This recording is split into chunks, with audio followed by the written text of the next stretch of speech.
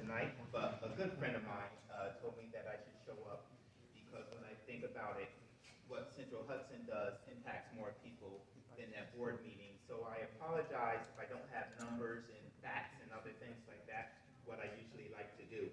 Um, so I'm just going to give you some qualitative things. You know, Central Hudson and the city of Newburgh. For the city of Newburgh, our average median income is about $47,000.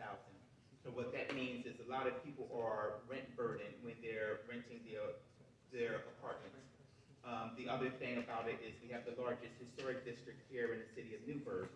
And so what that means is that for property owners, they have to invest a lot of money into making sure that their house is warm in the winter and cool in the summer. So that takes a tremendous amount of money.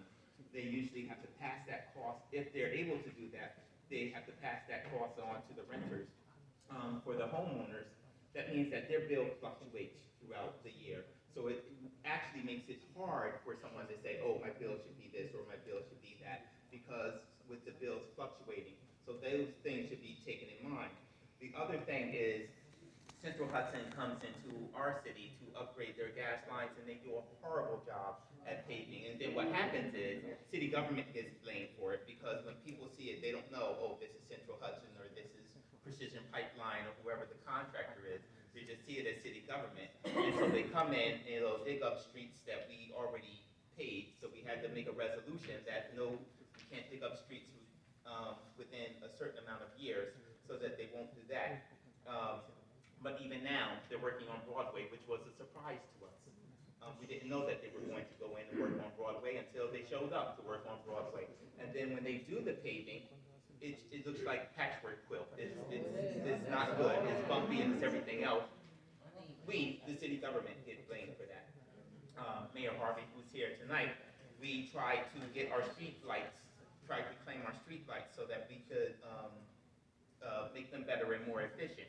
And they sent us a bunch of numbers or a bunch of other things of why it wouldn't work. And so that died. When it comes to the, I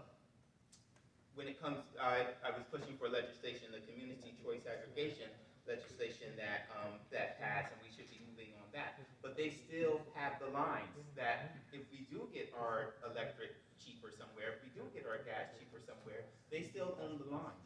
I wish that my company, that everyone had to come through my company to get that product. Then, you know, of course, but that's not the case here.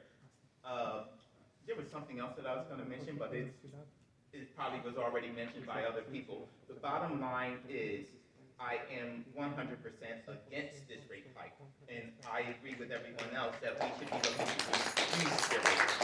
Yeah. Estimated billing. The estimated billing was a fiasco.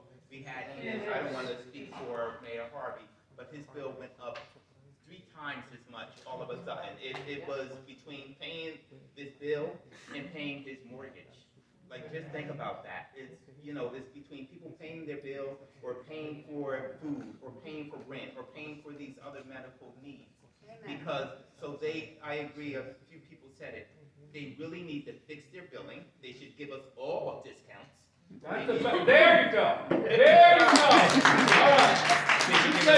But they definitely should not be getting a rate hike. It should be at 0. Thank you.